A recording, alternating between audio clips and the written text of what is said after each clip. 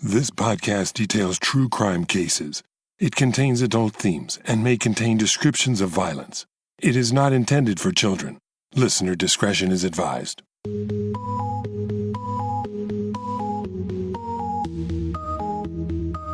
Thank you for joining me for today's episode of Once Upon a Crime. It's the month of October, just about my favorite month. October has the beginning of crisp weather, the turning of the leaves, and best of all, Halloween. Because Halloween is my favorite holiday, I've decided to create a series that brings in some elements of that day. Crime stories, of course, but also ghosts, hauntings, and creepy sightings. So the chapters this month will, in essence, give you two stories. In each, you will hear the story of a crime, and you will also hear about a haunting associated with the place the crime or crimes occurred. Whether you believe in ghosts and spirits or not, it's always fun to hear about a haunting, and I've found out about a few that have tie-ins to true-life crimes. The first step will be a story of a serial killer who went undetected for several years. The place he committed his crimes would later be considered one of the most haunted places in the Midwestern United States. Did people convince themselves it was haunted because they knew of all the horrible and grisly crimes that took place at that location? Or could it be that the many victims who lost their lives to a cold, calculating serial killer still haunt the grounds? Or, even more chillingly, is the killer himself the dark spirit that roams his former killing grounds? So sit back, perhaps light a fire or a candle, wrap yourself in a cozy blanket to keep the fall chill away, or to hide under if it gets too spooky. This is Chapter 1 of Haunted Homicide, the case of serial killer Herb Baumeister and the haunting of Fox Hollow Farm. We'd like to thank our sponsor, Kopari. What do you think about each morning as you're getting ready for your day? If you're like me, it's that all-important coffee. Or maybe it's getting your kids off to school, your work commute, etc. What you probably don't think about is your deodorant. But since it's something you use on your body every day, I want to share with you a safer alternative. Kopari is the aluminum-free deodorant that really works. Kopari doesn't use aluminum that plugs up your sweat glands.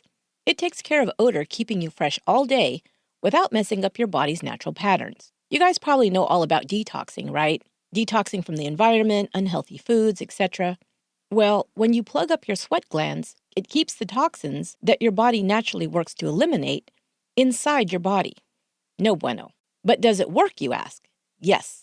It fights odor with plant-based actives such as sage and coconut oil, and it outlasts even your longest days. It also doesn't leave a sticky white residue. Don't you hate when you're walking around and it looks like you've got a chalk outline on your clothing?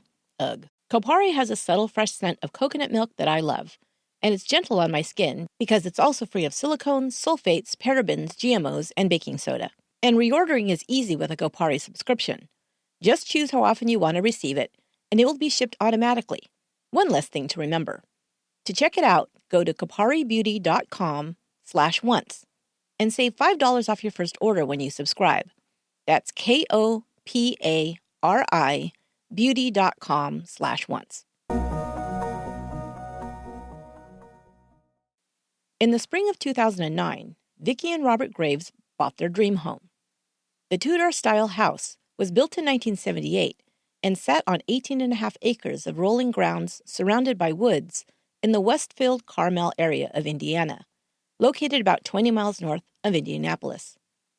The 9,300-square-foot home boasted 4 bedrooms, 8 bathrooms, an indoor pool, wet bar, a 5-car detached garage, and horse stables.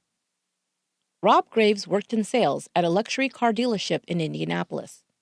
Vicky, his wife of 27 years, worked as a scientist for Indiana University Health. They made a decent living, but ordinarily, the home named Fox Hollow Farm would have been out of reach for them financially. Let's be honest, if your house has a name, it's probably a pretty expensive property. But this home, the home they fell in love with and thought would be the perfect place to raise their 2 sons, had a past. The beginning asking price for the home was $2.4 million, but most everyone in the area knew of the home's reputation, and no one would touch it. The price was then reduced to $1.7 million. And 3 years after that, when it still stood empty, it was reduced again to $1.1 million. When the Graves finally inquired about purchasing the home, they decided to take a shot and make an offer at a price they could afford. In the end, they were able to purchase it for the discounted price of $987,000. In the state of Indiana, the seller isn't required by law to disclose a past that would cause it to be called psychologically affected, a legal term that means an event occurred on the property that might give buyers pause, such as a death, a suicide, or even a murder. But if the buyer specifically asks if any of those events have occurred, the seller is legally obligated to disclose that information. The Graves weren't too concerned, even though they already knew the property's history. To be clear, everyone possibly in the entire state of Indiana knew the dark history of Fox Hollow Farm. To the Graves, however, the home's history simply meant that regular people like them would be able to purchase the beautiful and extravagant home. The Graves set out to fix up the property, which had begun to fall into disrepair. With many long hours and lots of elbow grease, they were soon able to move into the home with their 2 boys, 5 cats, and 2 basset hounds. Vicky was even able to fulfill a lifelong dream of owning horses. The boys enjoyed the indoor pool and the woods just outside their back door. The home, however, was costly to maintain. The grounds had to be kept up, and the Graves spent their weekends mowing the expansive lawn and watering and weeding the plants. The house was enormous, and the heating bill alone could be upwards of $800 per month. To offset some of their costs, they decided to rent the property's fully equipped second-floor apartment to Joe Leblanc. Leblanc was a co-worker of Rob's at the car dealership. He was single, and the apartment was perfect for him and his dog, Fred. It was quiet, and the woods and grounds provided lots of space for Fred to enjoy. But then unexplained things began to happen at Fox Hollow Farm. Vicky was vacuuming one day in the pool room, and the vacuum kept cutting off. Turning around, she found the cord unplugged from the socket. She plugged it back in, but again, it stopped. Turning around once more, to her surprise, it was unplugged again. She hadn't pulled on it, that she knew. Then she felt a weird feeling, as if she was being watched. She looked around, but no one was there. In the apartment one evening, Leblanc heard a knock at his door. Thinking it must be Rob Graves, he got up and opened the door, but no one was there. He was perplexed, but figured he was just hearing things, and returned to his computer. The knocking came again. This time, he knew it was coming from his door, but again, when he opened it, no one was there. His dog Fred was also on alert, as if he felt a stranger's presence. Leblanc searched all around the property, but found no one. One afternoon, Vicky observed a man wearing a red shirt walking just beyond the tree line where her back lawn ended and the woods began. But just as quickly as he appeared, he was gone. Not long afterwards, she saw the man again, but this time, as she looked to see where he was headed, she noticed something very odd.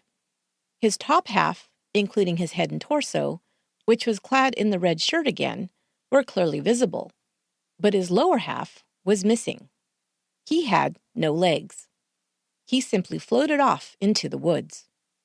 This time, Vicky shared what she saw with her husband. Soon they were both convinced something paranormal was happening on the property. They called in experts to try and find out who or what was haunting Fox Hollow Farm.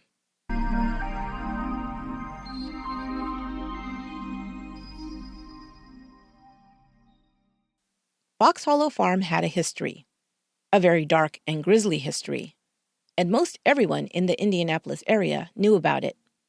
What had occurred at Fox Hollow Farm wasn't discovered until June of 1996, over a dozen years before the Graves became the owners, but over 3 years after young men started disappearing from the streets of Indianapolis. At that time, the house known as Fox Hollow Farm had been owned by Herb and Julie Baumeister. Herbert Richard Baumeister, known as Herb by everyone, was born in 1947 to Dr. Herbert E. Baumeister, an anesthesiologist, and his wife Elizabeth. Herb was a middle child, having an older sister and 2 younger brothers. The family was affluent, and Herb was a gifted student, despite only receiving passing grades. He was quiet and somewhat reserved, but at times he would act oddly. Once he brought a dead crow to class that he'd found on the way to school, and when the teacher wasn't looking, dropped it on her desk. He had a few friends in high school, but never dated.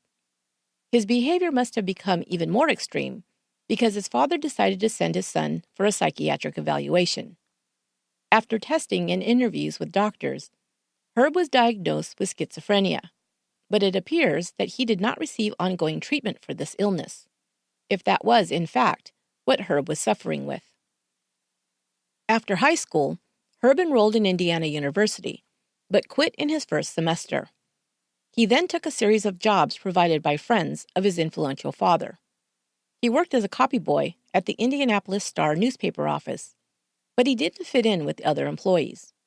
He was eager and seemed to want to be respected, but continued to exhibit odd behavior. Offering to drive some of his coworkers to the college football game at IU, he showed up in a hearse. He made quite a spectacle of himself, flashing its lights and racing through the town. His next job was as a clerk for the Bureau of Motor Vehicles. His intelligence and drive earned him a promotion as program director, but his behavior and bizarre sense of humor once again got him into trouble. He would blow up in anger over the smallest things. He once sent a Christmas card to his coworkers that included a picture of himself and another man dressed in drag. They weren't sure what to make of it. Then, apparently as a prank, he urinated on his supervisor's desk. He didn't admit to it, but it was an open secret that Herb Baumeister was responsible. Still, he managed to keep his job. That is, until he urinated on a letter addressed to the governor of Indiana. Baumeister had returned to college several times, enrolling in a few classes before once again dropping out. While attending classes in 1967, he met Julie Sater, and they began to date. Both Herb and Julie were young Republicans. Neither fit in with the more liberal groups of college students who wore their hair long and spent their weekends at parties. Both were conservative, almost a throwback to the more sedate youth of the 1950s. They married in 1971 and purchased a house in Indianapolis. Julie worked as a high school journalism teacher until they started their family in the late 1970s. After Herb was fired from his motor vehicles position, he took a series of odd jobs. He eventually found work at a thrift shop in the city, and soon realized that such establishments had great economic potential. He and Julie had always aspired to become business owners, so after 3 years working at the store, he convinced his now widowed mother to loan them money to open their own store. They rented a space on 46th Street in Indianapolis, and in conjunction with a charity organization called the Children's Bureau of Indianapolis, opened the Save-A-Lot thrift store. They sold used clothing and household furnishings collected by the charity, who received a percentage of the proceeds from the sales. The store was well lit, organized, and clean, and families on a budget grew to prefer shopping there instead of the overpriced department stores. In its first year, the Save-A-Lot earned $50,000, and the Baumeisters opened a second store and then a third. By now, Julie and Herb had 3 children, Marie, Eric, and Emily. The couple was doing very well financially, so in 1991, they decided to purchase a property away from the city to raise their children. They picked the affluent community of Westfield, and when they saw the property located at 1111 East 156th Street, Fox Hollow Farm, they thought it was just what they were looking for. Julie now spent most of her time at home raising the children, while Herb managed the stores. Julie also spent time at a house at Lake Wawasee, which was located 100 miles to the north and owned by Herb's mother. There, Julie and the children would spend school holidays, some weekends, and a large part of each summer, while Herb would stay in town to be close to the stores. Julie would say that Herb was a wonderful father. He spent all his free time with his children, playing with them, taking them on outings, or just hanging out together at home. They weren't the type to attend cocktail parties or take fancy vacations, but it was a good, quiet life that they lived, and their children thrived under all the attention their parents showered on them. There was one thing missing from the Baumeister marriage. Julie would admit that they'd never had much of a sex life. According to her, they'd only had sex 6 times in the 25 years they were married. This would definitely not be considered normal, but it wasn't a point of contention in their marriage, and not even something they discussed. The truth was, Herb wasn't interested in sex inside his marriage because he was spending the nights Julie and his children were away, seeking out companionship in Indianapolis's gay clubs. This was something no one knew about, not even his wife of 25 years. With his family out of town, he had plenty of time to meet men at bars, or bring them home with him to Fox Hollow Farm.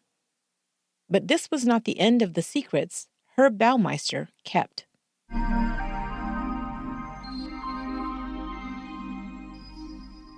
This episode is also brought to you by BetterHelp. BetterHelp offers online counseling and therapy with licensed therapists from wherever you are and around your schedule. We could all use some support with today's hectic schedules, juggling home life, work, and other responsibilities. And BetterHelp makes it convenient to talk to a therapist, even if your schedule is full. With 4 convenient ways to communicate, by text, chat, phone, or video, you can start communicating with a therapist in under 24 hours. BetterHelp has a network of licensed professional therapists to choose from. BetterHelp is not a crisis line. You can choose your own personal therapist, and your information will always stay private and confidential. Besides the convenience, it's also affordable.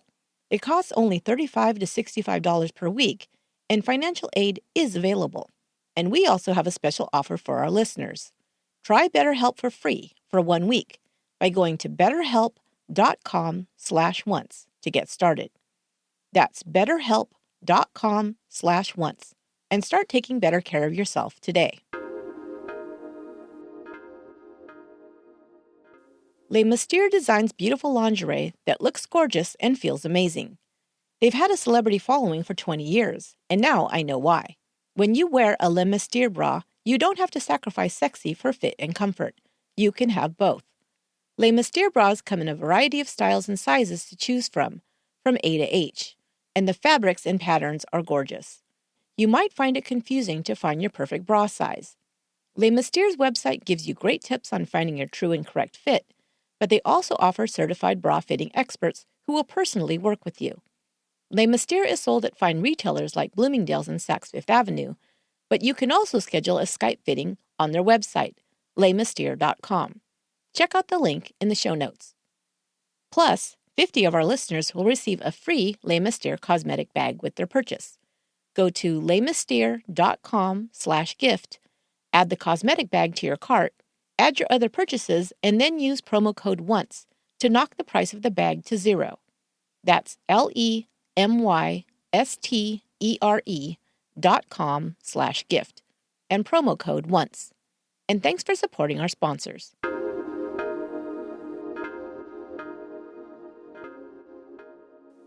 On May 28, 1993, Johnny Bayer, age 20, left his job at McDonald's in Indianapolis and simply vanished. In July, Jeff Jones, age 30, also went missing from that same city. The same month, 20-year-old Richard Hamilton left his apartment at 2 a.m. to purchase a pack of cigarettes and was never seen again. On August 7th, Ellen Livingston was seen leaving a downtown bar and getting into a white vehicle before disappearing. On that very same night, 31-year-old Manuel Resendez was out at a nightclub with friends. At the end of the evening, his friends couldn't find him. He had also vanished. All these men were gay and frequented bars and clubs that catered to the gay community in downtown Indianapolis. All were in their early 20s to early 30s, and all disappeared without a trace. Then in June of 1994, Ellen Brassard, 28, went out for the evening and didn't return home. The following day, his mother tried to report him missing, but was told that since he was an adult, the police would not take a missing persons report until he was gone for 24 hours. At that time, a local detective would be assigned the case, and if he had not been found after 30 days, it would only then be transferred to the Missing Persons Bureau for investigation. Brassard's mother, not wanting to wait to get help to find her son, decided to hire a private investigator. She called Virgil Vandegrift. Vandegrift was retired from the Marion County Sheriff's Department and had begun his private investigation firm in 1982. He discovered by interviewing witnesses that Brassard was last seen leaving a gay bar called Brothers. He questioned Allen's friends and people who'd seen him at the club that night and posted information about the missing man around town. The next month, Vandegrift received another call. Catherine Araujo reported that her son, Robert Allen Goodlet, age 33, had left their home on July 22nd and not returned. She attempted to report him missing the next day, but when police wouldn't take the report, she called the private investigator. Goodlet was also gay and frequented some of the same clubs as Brassard. Vandegrift and his associate, Bill Hillsley, interviewed the bar's patrons. They were told that Goodlet was last seen leaving a bar called Our Place with a man in a light blue car that sported Ohio plates. Vandegrift then learned that Detective Mary Wilson with the Indianapolis Police was working on several similar disappearances beginning in 1993. Vandegrift and Wilson compared notes and discovered that all the men who disappeared were gay and similar in age and appearance. They began to suspect that they might have a serial killer working in the area. Just after Goodlet went missing, Stephen Hale, age 26, also disappeared. The investigation was stalled since there was no clearly identified suspect linked to the disappearances and no crime scene or bodies from which to gather evidence. They enlisted the FBI's Behavioral Science Unit to put together a profile of the most likely perpetrator. The profiler told the investigators that they should be looking for a white male in his mid-40s who was most likely bisexual and possessed an above-average intelligence. The detectives continued working the case, but there wasn't much to go on. Then in August, just weeks after Vandegrift began his investigation, a man came forward with information. Mark Goodyear also frequented the gay clubs in Indianapolis and was friends with Roger Goodlet. He told Vandegrift that he'd encountered a man in the 501 Club who had been scrutinizing the missing persons flyer about Goodlet's disappearance. Something about the way he was looking at it made him curious, and he struck up a conversation with him. The man was somewhat familiar to Mark. He'd seen him at other gay bars around town, but hadn't met him and didn't know his name. The tall, thin, quiet man introduced himself as Brian Smart. Mark had often noticed that Brian seemed uncomfortable whenever he'd observed him at one gay bar or another. That wasn't too unusual, he thought. Some gay men kept their sexuality a secret from friends, co-workers, and even family, and they could be nervous when out in public. Mark figured this might be Brian's issue. But there was something else about him, something that made Mark suspect that Brian Smart might know something about his missing friend. He decided to try and get him to talk, but Brian steered the conversation away from Goodlet's disappearance. He told Mark that he was a landscape artist from Ohio and was living in a big house outside of town, acting as its caretaker. He explained that it was largely empty since the new owners had not yet moved in. He told Mark it had a pool and invited him over for some drinks and a swim. Mark agreed. Brian drove Mark north and away from the city in a gray Buick with Ohio license plates. They reached an affluent area with horse stables, long winding driveways, and large homes surrounded by woods. As they left the main road and onto the road that led up to the house, Mark was able to glimpse a sign at the entrance. All he could make out was the word farm. They entered a large, dark, Tudor-styled home through a garage. The inside of the home was a bit chaotic, with boxes piled up everywhere and mismatched furnishings. Brian led Mark to a staircase and turned on a light. He told him the indoor pool and bar were located downstairs. Mark reluctantly followed him. They reached the bottom, and there was a large lap pool and wet bar. But what kind of freaked Mark out were the mannequins. Most were clothed and placed in various positions around the room. This is really weird, he thought. He asked his host about them, and Brian explained that he lived there alone, and, quote, they gave him company. Brian offered Mark a drink, which he declined. Brian then excused himself, and when he returned, he seemed more talkative and animated. Mark recognized the behavior and was pretty certain that Brian had taken some drug, most likely cocaine. He invited Mark to swim, so he undressed and began doing laps in the pool. Brian continued to talk to Mark as he swam. He then told Mark about a neat trick he'd learned. Picking up the plastic pool hose, he began to describe sexual asphyxia, or cutting off the air supply while masturbating in order to enhance the experience. Brian asked Mark to wrap the hose around his throat and tighten it while he lay on a couch and masturbated. Mark complied. Then Brian wanted Mark to experience it. Mark became even more convinced that Brian may have killed his friend Roger Goodlet, but he thought the only way to find out what had happened to him was to comply. Okay, does that sound crazy to you, or is that just me? He was either very brave or very foolish. Mark allowed Brian to place the hose around his throat and watched as he began to tighten it, observing the intense anticipation and pleasure in Brian's eyes as he did so. To Mark, it seemed like he'd done this many times before. As Brian began to squeeze his throat tighter, Mark pretended to pass out. Brian loosened his grip. He called to Mark and then began to shake him. Mark opened his eyes and smiled at Brian, as if he just played a practical joke. Brian became angry. "You scared the shit out of me," he yelled. "You know you can die doing this? There have been accidents." After spending some time at the house, Mark finally convinced Brian to drive him back to Indianapolis. As he dropped him at the club, he told Mark that he'd been a good sport, a fun playmate. He asked him to meet him again the following Wednesday. Mark told Vandergriff about his encounter with Brian Smart, but unfortunately couldn't tell him exactly where the house was located. He thought it was probably in Carmel or Westfield, but it could have been one of over 100 estates in that area. They thought their best bet was to stake out the 501 Club, where Brian had planned to meet Mark for another date the following week. But to their disappointment, Brian didn't show up. Detective Mary Wilson asked Mark to keep an eye out for Brian Smart, and if he showed up again, to make sure to get a license plate number. Months passed, with no sightings of Brian Smart.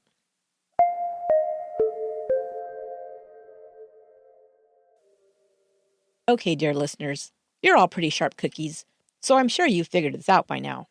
The house that Mark Goodyear visited in the summer of 1994 was Fox Hollow Farm, and Brian Smart was in reality Herb Baumeister. Baumeister was living a double life. During the week, he was a devoted husband and loving father and a successful business owner. On the weekends and weeks when his family was away at the lake house, Baumeister cruised the gay bars of downtown Indianapolis, seeking out young men to bring back to Fox Hollow Farm, where they met their demise. Most of them were likely strangled in the pool room and drowned. Baumeister's double life was taking its toll on him. He became increasingly short with his employees. Perhaps his urge to commit more lust killings was occurring more frequently. The Save-A-Lot employees would later say he was often short-tempered and had angry outbursts over the slightest problems. He also disappeared for hours at a time from the workplace, and as a result, the stores suffered. They were no longer as clean, organized, or well-stocked as they'd once been, and business began to lag. His debts began to pile up, and he and Julie had more arguments about money. Julie began to threaten divorce, but she couldn't bring herself to do it. The kids loved their dad, and she didn't want to separate them from him, so she continued to hold on to the last shreds of her marriage. Herb was increasingly absent, and even when he was home, he seemed to be lost in his own thoughts. Then in the fall of 1994, 13-year-old Eric was playing with a friend in the woods behind their house and came upon a strange sight. He called his mother, and she followed him to a spot just beyond the tree line. There, they discovered an almost complete human skeleton lying half-buried among the leaves. When Herb came home, she told him about the skeleton. He told her that he'd been cleaning out the garage and came upon an old dissecting skeleton that had belonged to his father. The doctor had used it for training purposes at the hospital, and it had been stored in the garage. When he'd found it among some other stored items there, he said, he felt it would be more respectful to bury it rather than toss it in a trash bag. Julie, appeased, asked no more about it. But one day, her curiosity returned, and she went back into the woods where the skeleton had been found. It was gone.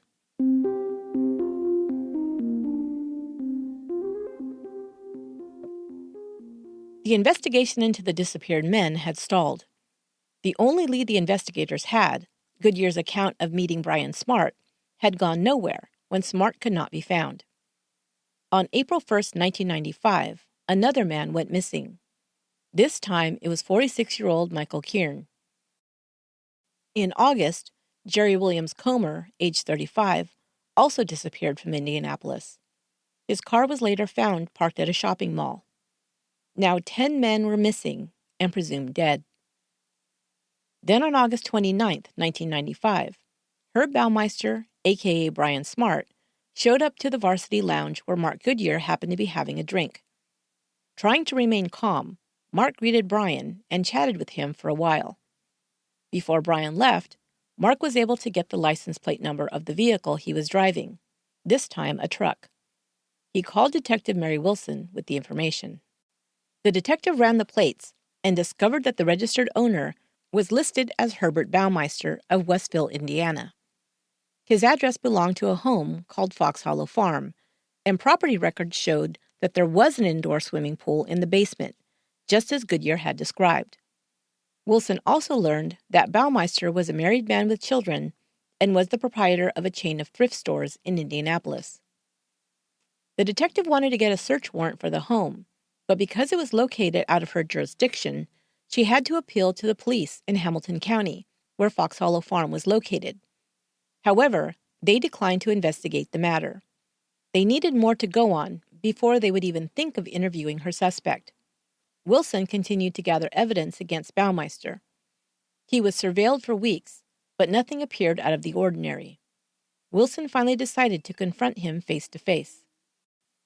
On November 1st, Mary Wilson and another detective attempted to question Baumeister, showing up at a Save-A-Lot store and telling him straight away that they were investigating the disappearance of several men. They told him he'd been identified as a possible suspect and that they needed to search his house. Herb Baumeister was a strange man, Mary Wilson thought. He was very nervous and, well, weird. But he refused to answer questions or cooperate with the search, telling her if she had any further questions to contact his lawyer. Wilson then decided to appeal to Julie. A few days later, they arrived at the door of the Baumeister home. By this time, Herb had already told his wife a story, saying that he had been falsely accused of theft, and should the police contact her, under no circumstances should she agree to a search. When Wilson talked to Julie and told her the true reason they were there, she was shocked, but still refused to allow them to search her home. But things continued to unravel for the Baumeisters. In May, the Children's Bureau, citing flagging sales at Save-A-Lot, announced they were terminating their contract with the store. Baumeister was increasingly stressed, and he and Julie fought endlessly about money. Herb had always been the one controlling their finances, but now Julie began to voice her displeasure with his decisions. Herb would fly into a rage and then disappear for hours. He and Julie rarely spoke now. Finally, Julie decided she'd had enough and filed for divorce. Now she began to think about the skeleton in the woods and her husband's quick explanation for it. Mary Wilson had told her that Herb was a suspect in a homosexual homicide case, but Julie needed the detective to explain what that even meant. Wilson told Julie that her husband had been seen by several witnesses at gay bars in Indianapolis. At first, Julie thought there must be a big mistake, but the more she thought about it, the more she wondered. She began calling Mary Wilson with questions, and the detective answered her patiently and honestly. In June, after Julie filed for divorce, she told her attorney, Bill Wendig, about the discovery of the skeleton. He urged her to tell the detective. Still, she wavered. Then Baumeister closed one of the stores for good, and unexpectedly took their son Eric with him on an unplanned vacation to the lake. He didn't tell Julie before they left town, and she grew worried. She thought about the skeleton, about the detective's suspicions about her husband, and about how stressed and angry Herb had been. Concerned for Herb's mental state and the safety of her child, she decided to have the police find her husband and bring Eric home. The detective told her that they needed cause to bring in her husband and asked her if she would agree to a search of the home now. Not only was she willing, but she led the searchers to the area where the skeleton had been discovered. Within minutes of entering the wooded area, they found a bone about a foot long. Taking a closer look around it, they realized they were seeing dozens of bone fragments, many of them charred. They quickly called out the evidence team to photograph and collect what they suspected were human bones. The bones were examined by a forensic anthropologist at the University of Indiana. He confirmed that they were human, that they were from a recently deceased person or persons, and that they had been burned. Authorities first sought to find Baumeister and make sure that his son Eric was in no danger. Because the couple was in the middle of divorce proceedings, Julie had a judge draw up custody papers to have her son returned to her. Police arrived at the Lake Wawasee house with the papers, and Baumeister, thinking this was just another divorce action by his soon-to-be ex-wife, handed over the boy with no objection. Meanwhile, the search of the property continued. Hundreds of bone fragments had been found just beyond the Baumeister's backyard. They entered the house to corroborate Mark Goodyear's account of events a year earlier, as well as to search for more evidence. They found the basement pool, the mannequins, and then discovered a hidden video camera. They wondered if Baumeister might have used it to videotape his crimes. However, the search did not turn up any tapes. But it did turn up bones of suspected victims, and hundreds of them. There were 2 areas where the bones were concentrated on the property. Just beyond the backyard, there appeared to be a sizable burn pit, where large quantities of burnt bone fragments were found. They seemed to have been brought to that location, pulverized into small pieces, and then burned under leaves and garbage. Then on the far side of a neighboring property's drainage ditch, there was another area with larger, more intact bones, indicating a possibility that entire bodies, or just the bigger bones that could not be broken down into smaller pieces, were dragged out and left there. It was further away from the Baumeister's property, and nearby, several empty cans of Miller Genuine Draft Beer were found, Herb Baumeister's favorite drink. Within a couple of days, 5,500 bones, teeth, and bone fragments were found on the property.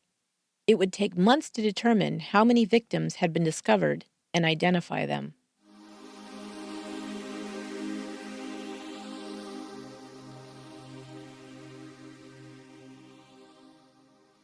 By the time police returned to arrest Herb Baumeister for suspicion of murder, he'd disappeared.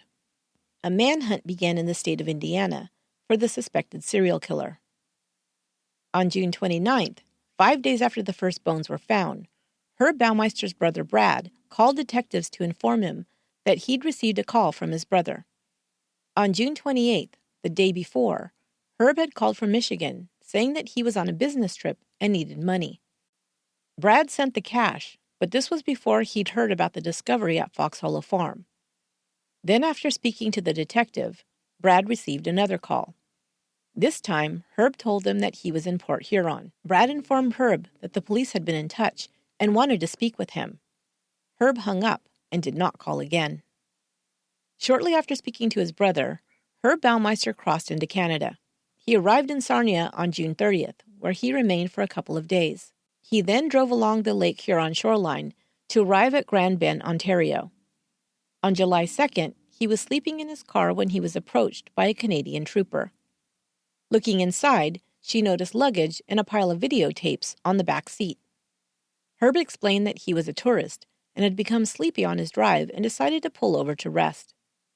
The trooper didn't notice anything out of the ordinary and continued on her way.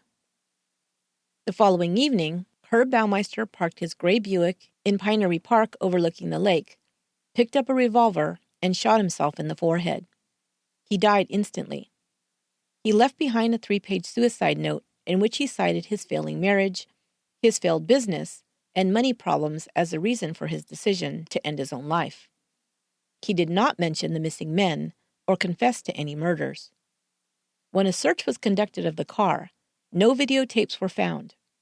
Some speculate that he may have indeed videotaped the murders of the young men he'd brought to the pool house. Serial killers often keep trophies from their victims, and the videotapes may have served this purpose for Baumeister. If that was the case, and he brought them with him, as the trooper's observation suggests, then his last act may have been to dump them in the lake, never to be discovered. The final words written in Baumeister's suicide note were, "I'm going to eat a peanut butter sandwich now and go to sleep." His body was found days later.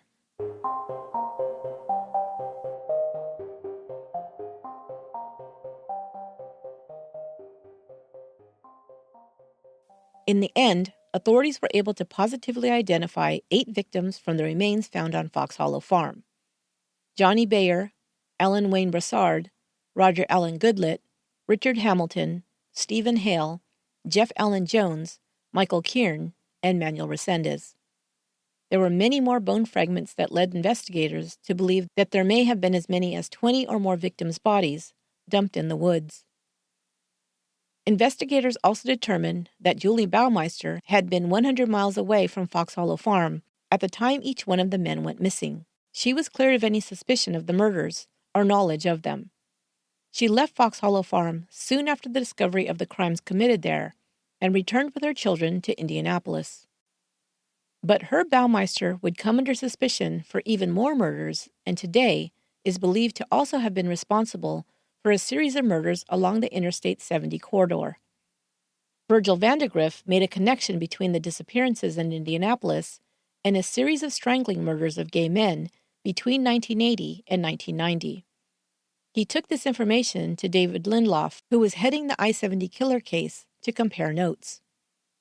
Several gay men were found strangled and dumped along Interstate 70 in the state of Ohio.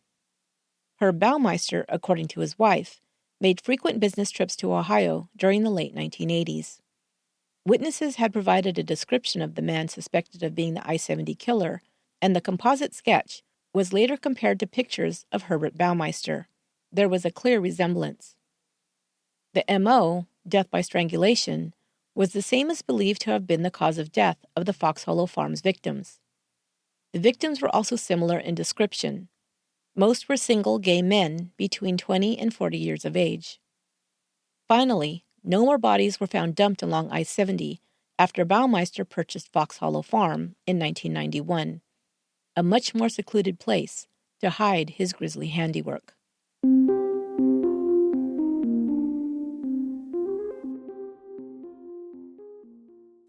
Fox Hollow Farm continued to be a source of interest for people far and wide.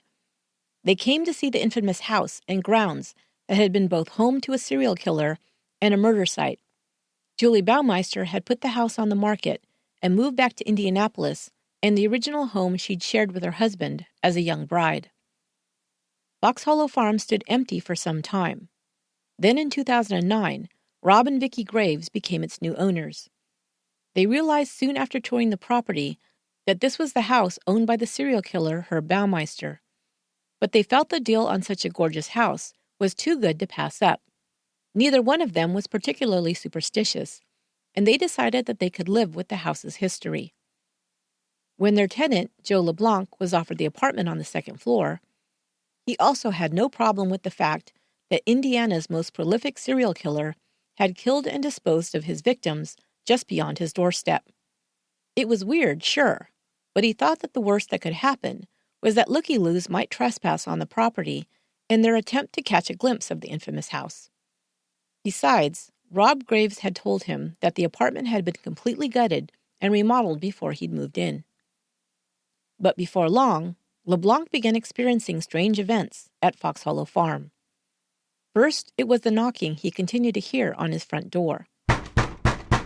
It began to increase in frequency and intensity. Every time he'd open the door, no one was there. One night, he tried another tactic when the knocking began again. This time, instead of opening the door, Leblanc called out, "Who's there?" The knocking grew louder and more insistent.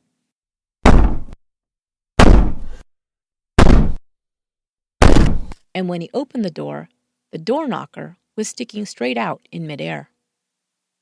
Spooked now, Leblanc closed and locked the door. But then the knob on the door began to move, as if someone were trying to get into the apartment. Finally, it stopped. But then suddenly, the door burst open, sending wood chips from the doorframe flying into the room. Now Leblanc was convinced there must be someone playing tricks on him, and he ran towards the door to confront the culprit. He stopped in his tracks when he was met by a young man in soaking wet clothes. The man seemed to be terrified and on the run for his life. He rushed past Leblanc and into the apartment, and then simply disappeared. This was all too much.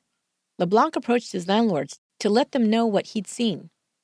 Vicky Graves shared her account of seeing the red-shirted man walking, or floating, near the woods.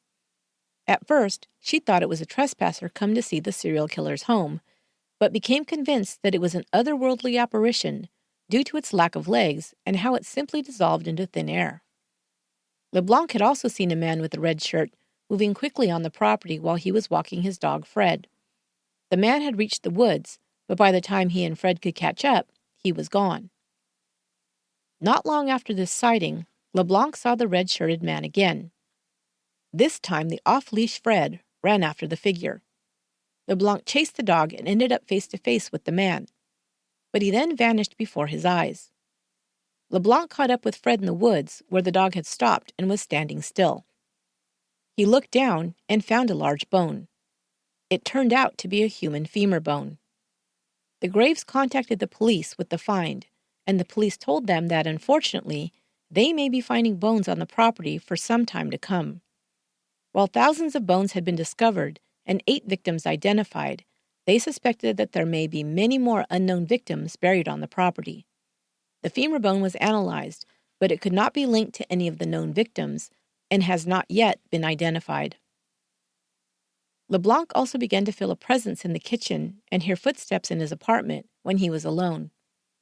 One day he heard a sound like metal scraping on metal and found a kitchen knife sitting on the kitchen counter. Just above it, on the kitchen wall, were cuts in the wood that he had not observed before. But the most disturbing incident happened in the pool house, the place that it's believed Baumeister killed most of his victims. Leblanc invited a friend over to swim in the pool. His friend had heard all the accounts of the ghostly sightings, but he was skeptical. He was more prone to believe that his friend's imagination was just running wild in response to knowing about the murders on the property. As Leblanc was swimming in the pool, he felt someone touch him from behind, and then he was pulled underwater. His friend watched as Leblanc's eyes grew wide. He could see the terror and knew he wasn't playing a prank. Leblanc would later describe the feeling of being choked. He began clawing at unseen hands around his throat, cutting off his oxygen supply. Suddenly, it stopped, and he could breathe again. He and his friend quickly got out of the water and hightailed it out of the pool room. Rob Graves began to grow curious. In the over 25 years he'd been married to Vicky, he had never heard her mention ghosts or spirits or anything paranormal at all. Now, when she told him she saw the ghostly man in the woods multiple times and felt a presence at others, he decided to see what he could learn about who or what they were sharing their home with. He contacted paranormal investigators to help identify whatever might be going on at Fox Hollow Farm. Over the next couple of years, several took him up on his offer. But first, Joe Leblanc created his own experiment. He'd seen shows on television where people investigated hauntings and had decided to try and record the noises he was hearing in his apartment. He turned off all of their electronics and anything that could make noise and began recording with his computer. He felt silly doing it, but he began to try and communicate with the spirit or ghost or whatever it was he'd experienced. When he asked out loud who had been hanging out in the kitchen, he heard nothing. But when he played back the recording, he could clearly hear a voice answer, "The married one." None of the men Baumeister was suspected of killing had been married. Now, Leblanc believed the ghostly presence might be Baumeister himself. Paranormal investigators who came to Fox Hollow Farm all said that there was definitely paranormal activity taking place on the property. Photographs and videotapes picked up ghostly apparitions, and many voices and sounds were heard on specialized audio recording equipment. Many people, both experts and lay people, said they felt a strange presence in a few different areas on the property: the pool room, Leblanc's apartment, and the area in the woods where remains had been found. It was widely believed by many of these investigators that there were several spirits haunting the property. Some were victims of Baumeister's. The man who continually knocked on Leblanc's door, and who was seen soaking wet and running terrified through the apartment, was one such soul. It was believed the spirit was reliving the last terror he'd experienced, trying to flee his murderer. The man in the red shirt, who was seen walking into the woods by both Joe Leblanc and Vicky Graves, and who'd led Leblanc's dog to the femur bone, was never seen again after the bone was discovered and turned over to the police. Was this a victim who couldn't rest in peace until his remains had been found? And something I just thought of. The man had no legs, and the bone that was found was a leg bone. The thing responsible for trying to choke and drown Leblanc in the pool was thought to be the ghost of Herbert Baumeister. Did the serial killer return to the scene of his crimes to try and claim more victims? The disembodied voice Joe Leblanc picked up on his recording is also believed to be the killer. Herb Baumeister, as far as anyone knows, was the only married man who'd been on the property and may be haunting the place. Much of the paranormal activity began after Leblanc moved into the second-floor apartment. Psychic mediums told the Graves that because their tenant was a young single male, a similar description to the victims found at Fox Hollow Farm, this may have drawn the ghost of the serial killer back to his killing grounds. Many paranormal investigation shows have been shot at Fox Hollow Farm over the years. It is now commonly known as the most haunted house in Indiana. You can see some of these investigations on shows including Paranormal Witness and Ghost Adventures. In 2011, a documentary was released titled The Haunting of Fox Hollow Farm, in which no fewer than 9 paranormal investigators, demonologists, and psychic mediums conducted their own experiments. You can also see Detective Mary Wilson and private investigator Virgil Vandegrift discuss the murder investigation on this documentary. Rob and Vicky Graves still own the home and live on the property. But if you want to check it out for yourself and draw your own conclusions about hauntings on the property, ghost tours of Fox Hollow Farm are conducted by the company History and Hauntings Tours. For about $90, you can go on a ghost hunt inside the walls of Fox Hollow Farm.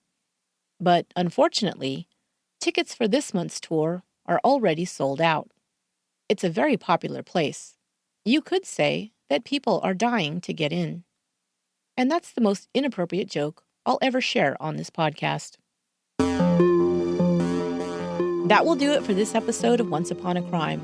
Our San Jose meetup is fast approaching. It will be held on Saturday, October 13th from 7 to 11 p.m. at the Hotel Valencia's V-Bar in San Jose. Joining me will be Yolanda from Not Perfect or Functional podcast and Michael from the True Crime Guys. There will be podcast merch giveaways and door prizes, so make sure to RSVP on the Facebook page. And bring a friend, a partner in true crime, if you will. Once Upon a Crime is written, produced, and edited by me, Esther Ludlow. Our administrative assistant is Lorena Garcia, our copy editor is Crystal Durnan, and original music for the show was composed by Cesare Gray. For more of his music, check out Eden Sphere Band on Facebook. There's a link in the show notes. Until next time, be good to one another.